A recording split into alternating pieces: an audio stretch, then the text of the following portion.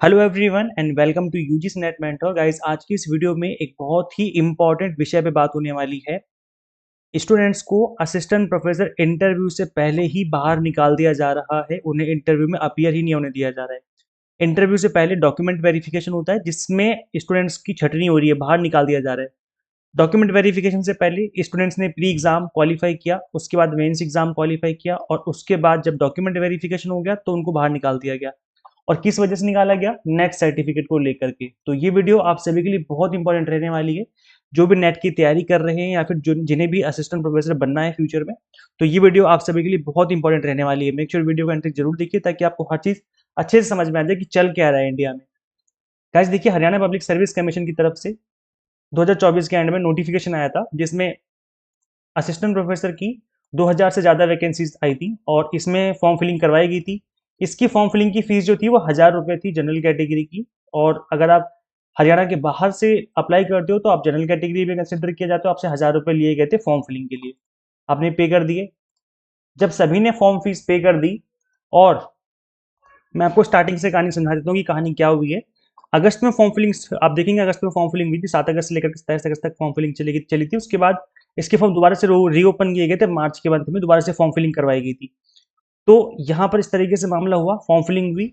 और यहाँ पर फॉर्म फिलिंग के टाइम पे आपसे बोला गया कि जो एसेंशियल क्वालिफिकेशन है, जैसा कि हर जगह मांगी जाती है कि जो आपकी पोस्ट ग्रेजुएशन है वो आपकी होनी चाहिए मिनिमम 55% मार्क्स के साथ, और आपके पास नेट का सर्टिफिकेट होना चाहिए, जैसा कि हर जगह लिखा जाता है, हर जगह मांगा जाता है। ऐसा इन्होंने भी अपने नोटिफिकेशन मेंशन किया था। देखो क्लियरली लिखा हुआ है that net conducted by UGC और भी काउंसिल, जैसे कि सीएसआईआर नेट एग्जाम होता है किसी किसी सब्जेक्ट में, तो उनका होना चाहिए। तो या फिर लिखा हो और have been awarded PhD degree in accordance with the university grant commission. तो ये जो नोटिफिकेशन आया था इसमें यही एलिजिबिलिटी मेंशन की गई थी। कहीं पर भी इसके अलावा कोई अदर एलिजिबिलिटी मेंशन नहीं की गई थी।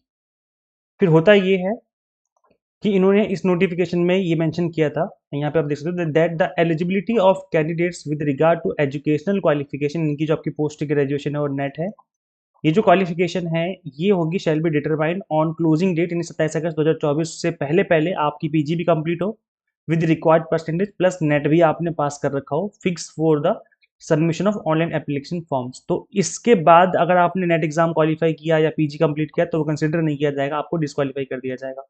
तो ठीक है, यहाँ तक सारी बातें समझ में आ गई, सब कुछ क्लियर चल रहा था, सब कुछ स्मूथली काम कर रहा था। इसके अलावा एक और इंपॉर्टेंट पॉइंट है जो कि मैं आपको समझाना चाहूंगा यहाँ पर। The reserve category candidates belonging to other states will compete against the post meant for general category and will be considered as general unreserved category candidates. तो यहाँ पे साफ साफ लिखा हुआ है कि हर स्टेट में होता भी है। ये भी ठीक है, ये भी ओके, इसमें भी कुछ गड़बड़ नहीं है। लिखा हुआ है कि अगर आप किसी अदर स्टेट से बिलोंग करते हो अदर देन हरियाणा, तो उस केस में आपको जनरल कैटेगरी में अप्लाई करना पड़ेगा और जनरल कैटेगरी में ही कॉम्पीट करना पड़ेगा अपनी पोस्ट को लेने के लिए। ठीक है, तो यहाँ तक सब कुछ ठीक है, सब कुछ क्लियर है। अब इस पूरे नोटिफिकेशन मैंने गो थ्रू किया, आप लोगों ने भी पढ़ा होगा, कहीं पर भी ये मेंशन नहीं था, ना ही कहीं पर मेंशन किया गया था कि जो आपका नेट का सर्टिफिकेट है, यानी जो आपने नेट पास किया है, वो भी आपका जनरल कैटेगरी से होना चाहिए।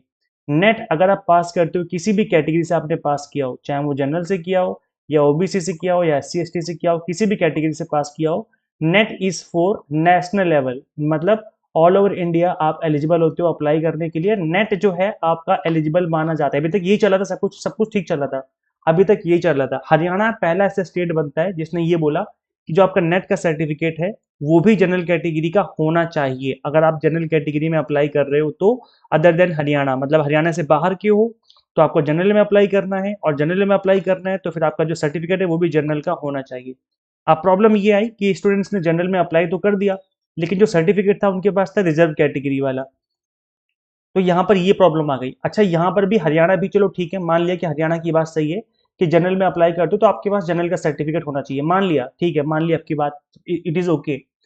लेकिन ये बात आपको मेंशन करनी चाहिए इस नोटिफिकेशन में। जब आपने पहला नोटिफिकेशन इशू किया था, इसमें आपने साफ साफ लिखा था कि ऐसा जो भी आपकी क्वालिफिकेशन है वो अगस्त, यानी जब फॉर्म फिलिंग हुई है 2024 में, तब तक आपकी जो क्वालिफिकेशन है वो उसके अकॉर्डिंग होनी चाहिए। उसके बाद कोई बदलाव इसमें कंसिडर नहीं किए जाएंगे, आपने साफ साफ मेंशन किया इस नोटिस में। फिर आपने क्यों बदलाव कर दिए? आपने इस टाइम पीरियड के बाद बदलाव क्यों कर दिए? आपने क्यों बाद में एक ऐसा नोटिस इशू किया जिसमें मेंशन था कि आपका जो नेट है वो भी जनरल कैटेगरी से होना चाहिए? आपने इस नोटिफिकेशन में तो कहीं भी मेंशन नहीं किया, आपने बच्चों से फॉर्म फिलिंग करवा ली, हजार हजार रुपए लेकर के बच्चों से फॉर्म फिलिंग करवा ली, और लेकिन अब जो है आप बोल रहे हो लास्ट में एक नोटिफिकेशन इशू करके, अभी नोटिफिकेशन आया है, वो मैं आपको एक बार ओपन करके भी दिखा देता हूँ। मैं इस नोटिफिकेशन की बात कर रहा हूँ जो कि इशू किया गया है जून 2025 में। और जब जब इनकी फॉर्म फिलिंग हुई अगस्त 2024 में, तब इन्होंने ऐसा कुछ भी नहीं कहा जो कि एक जून 2025 नोटिस में इशू करके इन्होंने बता दिया। तो जब आप स्टूडेंट्स नहीं से नहीं एक्सपेक्ट कर रहे हैं कोई बदलाव, तो आप खुद क्यों बदलाव कर रहे हैं यहाँ पर? या तो आपको भी स्टार्टिंग में बता देना चाहिए था ताकि बच्चा फॉर्म फिल ना करे। आपने बच्चे से हजार हजार रुपए ले लिए, लेकिन बाद में आपने एलिजिबिलिटी ही चेंज कर दी। अब इस नोटिस में साफ साफ मेंशन किया गया था that eligibility of the candidates from other states as well as reserve category candidates of Haryana, तो लिखा हुआ है has to be check at par with UR candidates before considering their candidature UR general category, therefore all such candidates are required to produce submit NET certificate as claimed and uploaded by them while submitting their online application form. मतलब जब आपने online application form में जो net certificate mention किया था कि जिस भी साइकिल में जिस भी ईयर में आपने पास किया नेट सर्टिफिकेट, उसी नेट का स्कोर, उसी नेट का, अभी नहीं रिसेंट वाला नहीं, उसी नेट का स्कोर जो आपने अपलोड किया था एप्लीकेशन फॉर्म में, उसी नेट का स्कोर आपका जनरल कैटेगरी वाले स्कोर को क्रॉस करना चाहिए। मतलब आपका जो सर्टिफिकेट का स्कोर है जो आपने पास किया है, वो आपका क्या करना चाहिए, पास होना, आपका जो सर्टिफिकेट है वो कट ऑफ जो है क्रॉस करनी चाहिए जनरल कैटेगरी वाली। तो ये इन्होंने बाद में बताया, और ये स्टूडेंट्स के साथ बहुत बड़ा धोखा हुआ है, क्योंकि यहाँ पर स्टूडेंट्स की 2-2 साल की मेहनत लगी हुई है। स्टूडेंट्स प्री एग्जाम पास कर रहे हैं, सब्जेक्टिव एग्जाम पास कर रहे हैं जो कि मेंस एग्जाम था। अब जब इंटरव्यू होने जाता है, जब उनका डॉक्यूमेंट वेरिफिकेशन होता है, तब उनको ये वाला नोटिस थमा दिया जाता है कि हमने तो ऐसा बोल दिया है, आप तो इसके अकॉर्डिंग आपकी क्वालिफिकेशन ही नहीं है। और फिर बच्चे वहां से रोते हुए आ रहे हैं, लिटरली रोते हुए आ रहे हैं वहां से, क्योंकि 2-2 साल 3-3 साल की मेहनत है यहाँ पर। स्टूडेंट्स मेहनत करते हैं, सपना देखते हैं कि मुझे असिस्टेंट प्रोफेसर बनना है, अब वो एग्जाम तक पास कर लेते हैं। सोचो एग्जाम पास करना अपने आप में एक टफ टास्क है, क्योंकि काफी अच्छा खासा कंपटीशन होता है रिक्रूटमेंट एग्जाम में। तो जब एग्जाम पास कर लिया और जब वहां तक पहुंचे, उसके बाद स्टूडेंट्स वहां से रोते हुए आ रहे हैं। तो मुझे लगा वीडियो बनाकर के आपको सबको समझाना चाहिए, बताना चाहिए कि क्या चल रहा है इंडिया में। अच्छा, यहाँ पे मैं बता दूं एक और चीज यहाँ पे मेंशन है, एक और नोटिस जिसमें इन्होंने डिटेल्स मांगी, मैं एक बार ये भी आपको दिखा देता हूँ। अब जब इनसे इंटरव्यू में बुलाया जा रहा है तो इनसे चीजें मांगी जा रही हैं, जैसे आपका नेट का सर्टिफिकेट, ये तो मांगा ही जाएगा, नेट की मार्कशीट मांगी जा रही है, मतलब आपने कितना स्कोर किया था पेपर 1 में, आपने कितना स्कोर किया था पेपर 2 में, वो भी आपसे मांगा जा रहा है।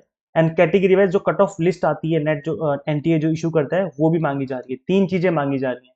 तो जो भी नेट का एग्जाम अभी अपियर करने जा रहे हैं, आप लोगों को इस बात का बहुत ज़्यादा ध्यान रखने की ज़रूरत है कि जब भी आपका नेट का रिजल्ट आए, आपको तीनों चीज़ें संभाल के रखनी है। इनफैक्ट आपको एडमिट कार्ड भी संभाल के रखना है। एडमिट कार्ड लाइफ टाइम के लिए बता रहा हूँ मैं, ये नहीं कि 2-4 महीने के लिए संभाल के रखा, नहीं, लाइफ टाइम के लिए एडमिट कार्ड, लाइफ टाइम के लिए स्कोर कार्ड, जितना भी आप स्कोर कर रहे हो पेपर 1 में पेपर 2 में, जब आपका स्कोर कार्ड निकलता है, रिजल्ट आता है, वो plus certificate plus cut off वाली जो पीडीएफ आती है, वो 4 चीजें आपको लाइफ टाइम के लिए संभाल के रखनी, नहीं तो बाद में दिक्कत होगी।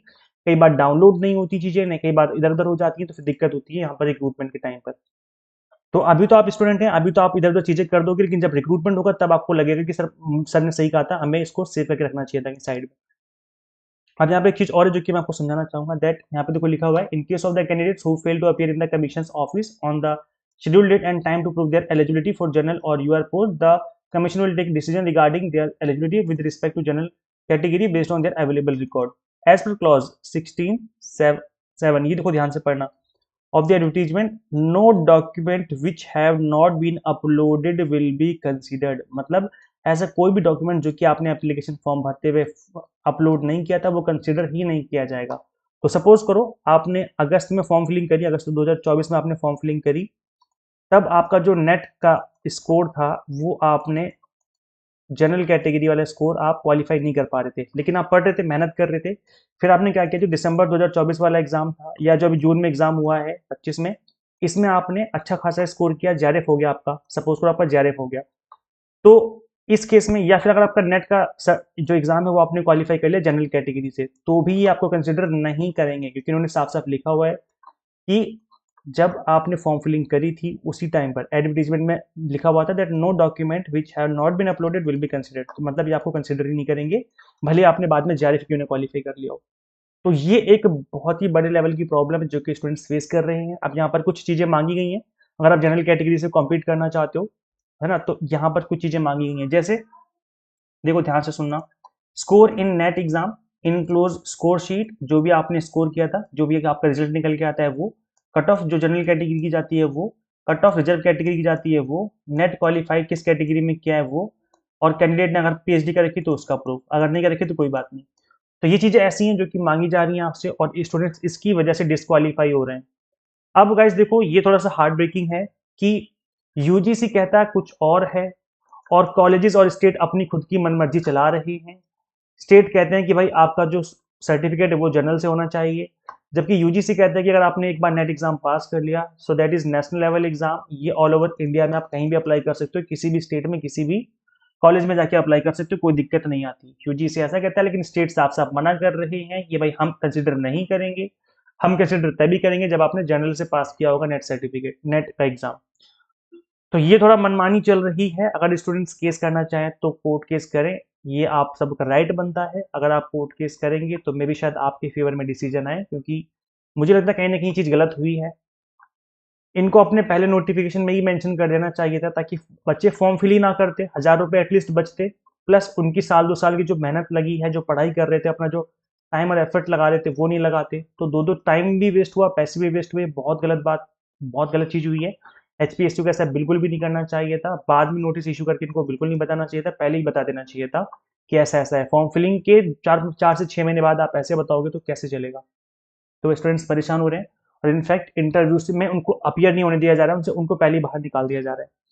अब आपका क्या कहना है, क्या मानना है, प्लीज कमेंट करके बताइए, और इस वीडियो को उनके साथ शेयर करिए जो भी या तो नेट की तैयारी कर रहे हैं, ताकि उनको पता चले कैसा भी चल रहा है मार्केट में। इसके अलावा एक दो सवाल हैं जो कि मैं आप सभी के ऊपर छोड़ना चाहूंगा। पहला सवाल ये है कि क्या ये सही हो रहा है? भाई अगर यूजीसी कहता है कि जो आपका एग्जाम है नेट का वो ऑल ओवर इंडिया के लिए है, तो अगर स्टेट अपनी मर्जी चलाएंगे तो क्या सही हो रहा है? दूसरा दूसरा ये कि एचपीएससी को क्या सभी के पैसे रिफंड कर देने चाहिए थे, क्योंकि उन्होंने पहले नोटिफिकेशन में बिल्कुल नहीं बताया कि ऐसा कुछ हम करने वाले हैं। अगर पहले नोटिफिकेशन में ही मेंशन कर देते तो बच्चे फॉर्म फिल नहीं करते, उनके 1,000 रुपये वेस्ट नहीं होते। चलो पैसे की बात तो ये कि चलो ठीक है, पैसे रिफंड कर भी देंगे, तो क्या वो टाइम वापस लौटा सकते हैं आपका, जो पिछले 1 साल से आप पढ़ाई कर रहे हो यहाँ पर लगे हुए हो, क्या वो टाइम लौटा सकते हैं आपका वो? थर्ड थिंग ये, क्या कोई ऐसा नया रूल बनाना चाहिए यूजीसी को या मिनिस्ट्री ऑफ एजुकेशन को, जो कि इन सभी चीज़ों को कंट्रोल कर सके, कमांड कर सके, सभी के लिए सेम रूल होने बना सके, कि भाई इस तरह का रूल बनाओ कि जो इस तरह का सर्टिफिकेट है हर जगह वैलिड होगा। तो इस तरह का रूल बनना चाहिए। अगर यस आपका आंसर तो आप बताइए कमेंट सेक्शन में, आप सभी के कमेंट का मैं बेसब्री से वेट कर रहा हूँ। प्लस अब आपको करना क्या है, इस वीडियो को शेयर करना है उन सभी के साथ जो भी इस एग्जाम में अपियर करने जा रहे हैं। इसके अलावा गाइस देखिए, लास्ट में मैं भी आपको इन्फॉर्म कर दूं कि हम भी आपको यूजीसी नेट की एग्जाम टारगेटेड प्रिपरेशन करवाते हैं, तो आप इनरोल कर सकते हैं paper 1 commerce management pol science में। इसके अलावा हम आपको हरियाणा पब्लिक सर्विस कमीशन यानी एचपीएससी का भी कॉमर्स का हमने एग्जाम टारगेटेड कोर्स आप सभी को अवेलेबल करवाया था, तो आप उसमें भी इनरोल कर सकते हैं। अभी टाइम है एग्जाम में, तो आप अभी अभी भी पढ़ के इस एग्जाम को क्रैक कर सकते हैं। कंप्लीट कंटेंट आपको बाइलिंगुअल मिल जाता है, 100 मॉक टेस्ट मिल जाते हैं प्रैक्टिस करने के लिए, पीडीएफ नोट्स मिल जाते हैं जिनको डाउनलोड भी कर सकते हो आप मल्टीपल टाइम रिवीजन करने के लिए। इन सभी के लिए करना क्या, आपको सिंपली गूगल प्ले स्टोर से एग्जाम मेंटर ऐप इंस्टॉल करनी है। अगर आप iOS यूजर है तो उसका लिंक हमने आपको अलग से इसी वीडियो के description box and comment box में अवेलेबल करवा दिया है। तो thank you so much for watching this video. Share कीजिए इस वीडियो को सभी के साथ जो नेट की प्रिपरेशन कर रहे हैं। Subscribe for UGC NET update and PhD related updates. Guys मिलते हैं नेक्स्ट वीडियो में। Till then keep watching UGC NET mentor. Thank you so much.